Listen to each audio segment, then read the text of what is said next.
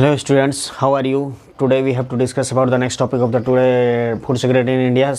So today we have to discuss about the best topics and very well topics of the food security in India. So let's we have to see and don't forget for these chapters. Okay, so look, buffer stocks. What is buffer stocks? What is buffer stocks? Buffer stocks होता क्या है, what is buffer stock कहा जाता है, उसके बारे में देखिए। कहा गया the stock of the food grains का वो स्टॉक्स नेमली अर्थात नेमली का मतलब हुआ अर्थात व्हीट एंड राइस प्रोक्यूर्ड मैंने होता है खरीद ब्योरा।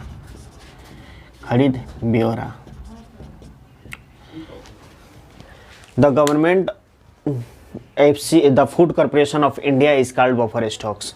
कहने का मतलब कि वह स्टॉक ऑफ फूड ग्रेन्स जिसमें व्हीट और राइस को खरीदा जाता है गवर्नमेंट के द्वारा। गवर्नमेंट का वो कौन सा अंग है जिसके द्वारा खरीदा जाता है?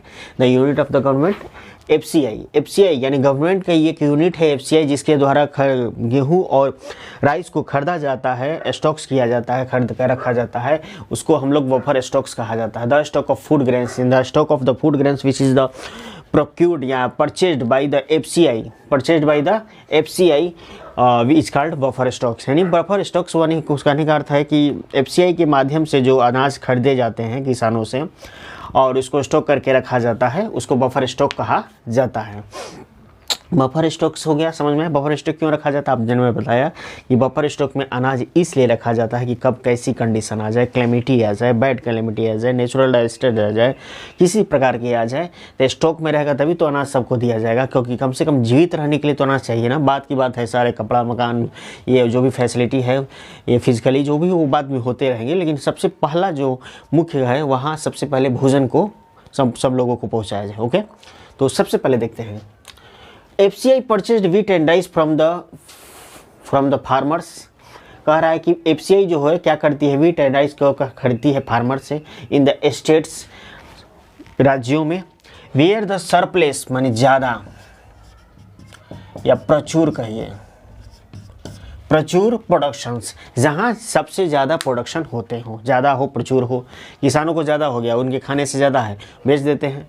तो वही कह रहा है कि FCI क्या करती है, व्हीट एंड राइस फार्मर से खरीदती है स्टेट्सों में, हर स्टेट्सों में खरीदती है। और वेयर देयर सरप्लस प्रोडक्शन, जहाँ इसकी मात्रा सबसे ज़्यादा होती है, प्रचुर मात्रा में, वहाँ से क्या करती है, अनाजों को खरीद कर स्टॉक्स में रख लेती है और इसी स्टॉक्स को बफर स्टॉक्स कहा जाता है। क्लियर? आगे देखते हैं मिनिमम सपोर्ट प्राइस क्या होता है। What is the minimum support price, जिसको MSP कहा जाता है। MSP minimum support price. कह रहा कि the price which are the paid pre announce price to the farmers for their crops is called minimum support price. वह price, वह मूल्य जो किसानों को क्या किया जाता है, किसानों को उनके अनाजों के बदले जो पहले से डिसाइड किया जाता है, प्री अनाउंस कर दिया जाता है, उसको मिनिमम सपोर्ट प्राइस कहा जाता है। MSP is declared by the government every year before the sowing season to provide incentive to the farmers for raising their production of the crops. कहने का अर्थ ये है कि MSP जो है हर साल जो है गवर्नमेंट के द्वारा तय की जाती है, क्यों? Before the sowing the season, यानी सीजन आने से पहले, to provide incentive to the farmers. Provide incentive यानी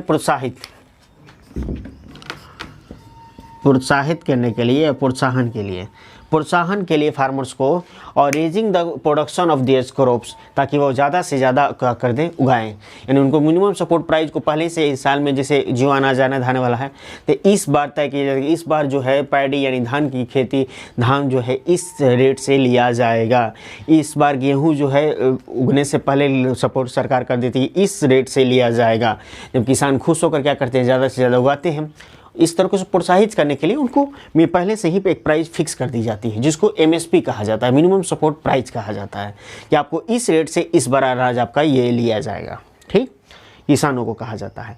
these purchase food grains are stored in granaries, और इन प्रोडक्ट्स को सरकार क्या करती है, इनको खरीद कर क्या करती है, ग्रेनेज में रहती है, जिसको हम लोग फूड बफर स्टॉक्स के नाम से जानते हैं। ठीक, क्लियर हुआ? आगे देखते हैं। Lest we have to quick reason. कह रहा है कि वो स्टॉक्स जो होता है, जो फूड ग्रेन्स और व्हीट और राइस जो होता है, व्हीट राइस जो खरीदे जाते हैं, अर्थात एफसीआई के माध्यम से, उसको हम लोग बफर स्टॉक्स कहा जाता है। यानी वो स्टॉक्स जिसमें एफसीआई के माध्यम से गेहूं और चावल को खरीद के रखा जाता है, उसको बफर स्टॉक्स कहा जाता है।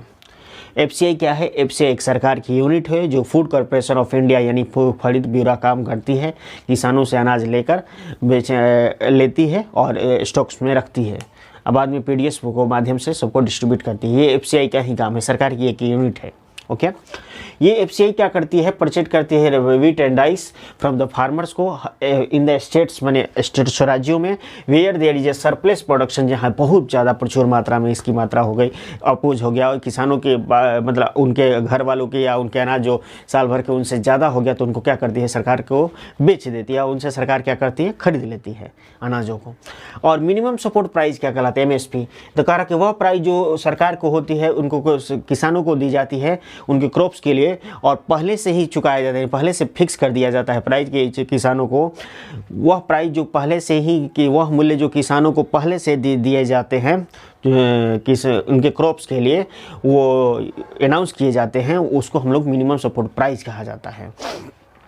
सीधी सी बात, वह प्राइस जो किसानों को उनके अनाजों के बदले जो पहले से ही क्या कर दिया जाता है? अनाउंस कर दिया जाता है, उस प्राइस को मिनिमम सपोर्ट प्राइस कहा जाता है। मिनिमम सपोर्ट प्राइस जो होता है गवर्नमेंट के माध्यम से हर साल सीजन सोइंग द सीजन या before the sowing the season, ये सीजन को रोपने से पहले या सीजन आने से पहले डिसाइड कर दिया जाता है। क्यों? क्योंकि किसानों को उनके प्रोत्साहन के लिए, ताकि ज़्यादा से ज़्यादा किसान क्या कर दें? उनको अनाज को उगाएं। और इन अनाजों को खरीद कर सरकार क्या करती है? ग्रेनेडीज में रखती है। आगे हम लोग देखेंगे नेक्स्ट जो होगा टॉपिक्स में, why buffer stock is created by the government के द्वारा क्यों बफर स्टॉक को क्रिएट किया गया, आखिर इससे क्या फ़ायदा है, ये बताया जाएगा। दूसरा बताया जाएगा कि what is the issue price. Issue price क्या होता है? अब इसके बाद कहते हैं पीडीएस क्या होता है, पब्लिक डिस्ट्रीब्यूशन सिस्टम क्या होता है, फेयर शॉप्स क्या होता है, पीडीएस को ही फेयर शॉप्स कहा जाता है। कितने प्रकार के राशनिंग जो कार्ड होते हैं, बीपीएल, एपीएल, अंत्योदय, ये इनका मतलब क्या हुआ, इनका मतलब क्या है, और ये कार्ड्स के मतलब क्या है, इनके क्या क्या लक्षण हैं। इसके अलावा क्या करते हैं? हाँ, मिनिमम सपोर्ट प्राइस जो होती है वो डिपेंड करती है, वो केवल इस सरकार की बात नहीं, बाद में इसको बढ़ भी सकती है, क्योंकि ये जो होती है मिनिमम सपोर्ट प्राइस किसानों को लेने के बाद एक जगह से दूसरे जगह ढोने वाला भी डिपेंड करता है, ट्रांसपोर्ट चार्ज में भी डिपेंड करता है। बढ़ जाएगा तो बढ़ जाएगा एमएसपी भी। ओके, तो इसके अलावा सब्सिडी क्या होती है कल देखेंगे हम। आप लोगों को पसंद आता है तो लाइक, और पढ़ाने की तरीका में कुछ अपना सुझाव देना चाहते हैं तो कमेंट कर दे सकते हैं। मिलते हैं अगले क्लास में, तब तक के लिए जय हिंद।